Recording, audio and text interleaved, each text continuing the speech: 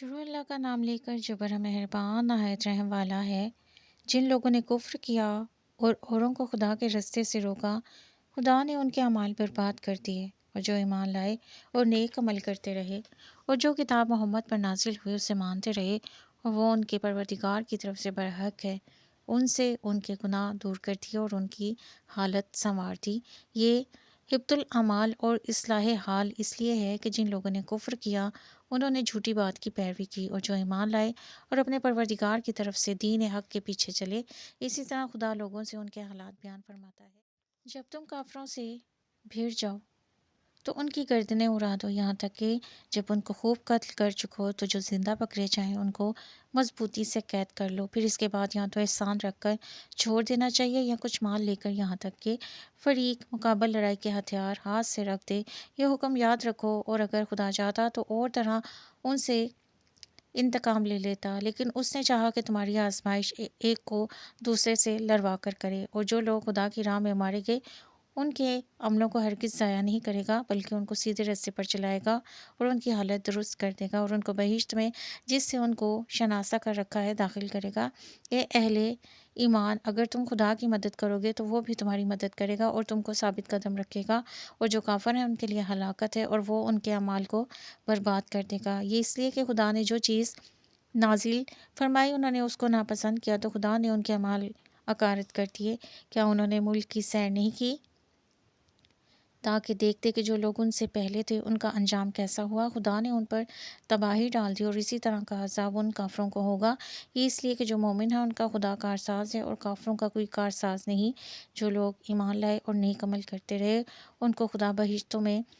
جن کے نیچے نہریں بہہ رہی ہیں داخل فرمائے گا، اور جو کافر ہیں وہ فائدے اٹھاتے ہیں اور اس طرح کھاتے ہیں جیسے حیوان کھاتے ہیں، اور ان کا ٹھکانہ دوزخ ہے۔ اور بہت سی بستیاں تمہاری بستی سے جس کے باشندوں نے تمہیں وہاں سے نکال دیا، زور و قوت میں کہیں بڑھ کر تمہیں، ہم نے ان کا ستیہ ناش کر دیا اور ان کا کوئی مددگار نہ ہوا۔ بھلا جو شخص اپنے پروردگار کی مہربانی سے کھلے رستے پر چل رہا ہو، وہ ان کی طرح ہو سکتا ہے جن کے اعمال بد انہیں اچھے کر کے دکھائے جائیں اور جو اپنی خواہشوں کی پیروی کریں۔ جنت جس کا پرہیزگاروں سے وعدہ کیا جاتا ہے، اس کی صفت یہ ہے کہ اس میں پانی کی نہریں ہیں جو بو نہیں کرے گا، اور دودھ کی نہریں ہیں جس کا مزہ نہیں بدلے گا، اور شراب کی نہریں ہیں جو پینے والوں کے لیے سراسر لذت ہے، اور شہد مصفا کی نہریں ہیں جو حلاوت ہی حلاوت ہے، اور وہاں ان کے لیے ہر قسم کے میوے ہیں، اور ان کے پروردگار کی طرف سے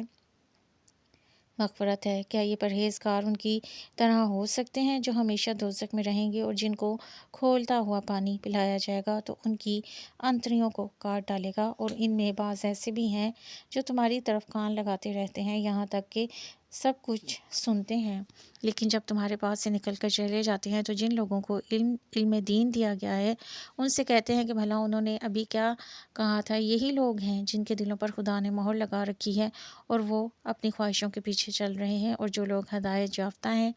ان کو وہ ہدایت مزید بخشتا ہے اور پرہیزگاری عنایت کرتا ہے۔ اب تو یہ لوگ قیامت ہی کو دیکھتے ہیں کہ ناگہاں ان پر آ واقع ہو، سو اس کی نشانیاں وقوع میں آ چکی ہیں۔ پھر جب وہ ان پر آ نازل ہوگی اس وقت انہیں نصیحت کہاں مفید ہو سکے گی۔ بس جان رکھو کہ خدا کے سوا کوئی معبود نہیں، اور اپنے گناہوں کی معافی مانگو، اور مومن مردوں اور مومن عورتوں کے لیے بھی، اور خدا تم لوگوں کے چلنے پھرنے اور ٹھہرنے سے واقف ہے۔ اور مومن لوگ کہتے ہیں کہ جہاد کی کوئی صورت کیوں نازل نہیں ہوتی، لیکن جب کوئی صاف معنوں کی صورت نازل ہو اور اس میں جہاد کا بیان ہو تو جن لوگوں کے دلوں میں نفاق کا مرض ہے تم ان کو دیکھو گے کہ تمہاری طرف اس طرح دیکھنے لگیں جس طرح کسی پر موت کی بے ہوشی طاری ہو رہی ہو، سو ان کے لیے خرابی ہے۔ خوب کام تو فرمانبرداری اور پسندیدہ بات کہنا ہے۔ پھر جب جہاد کی بات پختہ ہو گئی تو اگر یہ لوگ خدا سے سچے رہنا چاہتے تو ان کے لیے بہت اچھا ہوتا۔ اے منافقو، تم سے عجب نہیں کہ اگر تم حاکم ہو جاؤ تو ملک میں خرابی کرنے لگو اور اپنے رشتوں کو توڑ ڈالو۔ یہی لوگ ہیں جن پر خدا نے لعنت کی ہے اور ان کے کانوں کو بہرا اور ان کی آنکھوں کو اندھا کر دیا ہے۔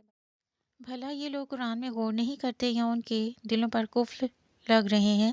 جو لوگ راہ ہدایت ظاہر ہونے کے بعد پیٹھ دے کر پھر گئے، شیطان نے یہ کام ان کو مزین کر دکھایا اور انہیں طول عمر کا وعدہ دیا۔ یہ اس لیے کہ جو لوگ خدا کی اتاری ہوئی کتاب سے بیزار ہیں، یہ ان سے کہتے ہیں کہ بعض کاموں میں ہم تمہاری بات بھی مانیں گے اور خدا ان کے پوشیدہ مشوروں سے واقف ہے، تو اس وقت ان کا کیسا حال ہوگا جب فرشتے ان کی جان نکالیں گے اور ان کے منہوں اور پیٹھوں پر مارتے جائیں گے۔ یہ اس لیے کہ جس چیز سے خدا ناخوش ہے یہ اس کے پیچھے چلے اور اس کی خوشنودی کو اچھا نہ سمجھے، تو اس نے بھی ان کے عملوں کو برباد کر دیا۔ کیا وہ لوگ جن کے دلوں میں بیماری ہے یہ خیال کیے ہوئے ہیں کہ خدا ان کے کینوں کو ظاہر نہیں کرے گا؟ اگر ہم چاہتے تو وہ لوگ تم کو دکھا بھی دیتے اور تم ان کو ان کے چہروں سے پہچان لیتے، اور تم انہیں ان کے انداز گفتگو ہی سے پہچان لوگے، اور خدا تمہارے اعمال سے واقف ہے۔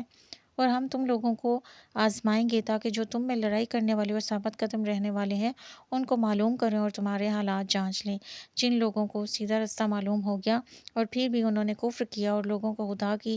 راہ سے روکا اور پیغمبر کی مخالفت کی، وہ خدا کا کچھ بھی بگاڑ نہیں سکیں گے اور خدا ان کا سب کیا کرایا اکارت کر دے گا۔ مومنو، خدا کا ارشاد مانو اور پیغمبر کی فرمانبرداری کرو اور اپنے عملوں کو ضائع نہ ہونے دو۔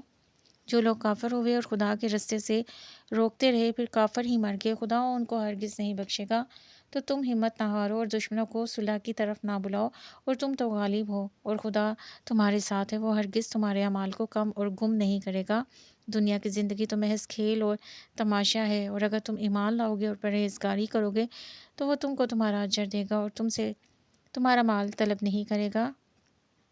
اگر وہ تم سے مال طلب کرے اور تمہیں تنگ کرے تو تم بخل کرنے لگو، اور وہ بخل تمہاری بدنیتی ظاہر کر کے رہے۔ دیکھو، تم وہ لوگ ہو کہ خدا کی راہ میں خرچ کرنے کے لیے بلائے جاتے ہو، تو تم میں ایسے شخص بھی ہیں جو بخل کرنے لگتے ہیں، اور جو بخل کرتا ہے اپنے آپ سے بخل کرتا ہے، اور خدا بے نیاز ہے اور تم محتاج، اور اگر تم منہ پھیرو گے تو وہ تمہاری جگہ اور لوگوں کو لے آئے گا اور وہ تمہاری طرح کے نہیں ہوں گے۔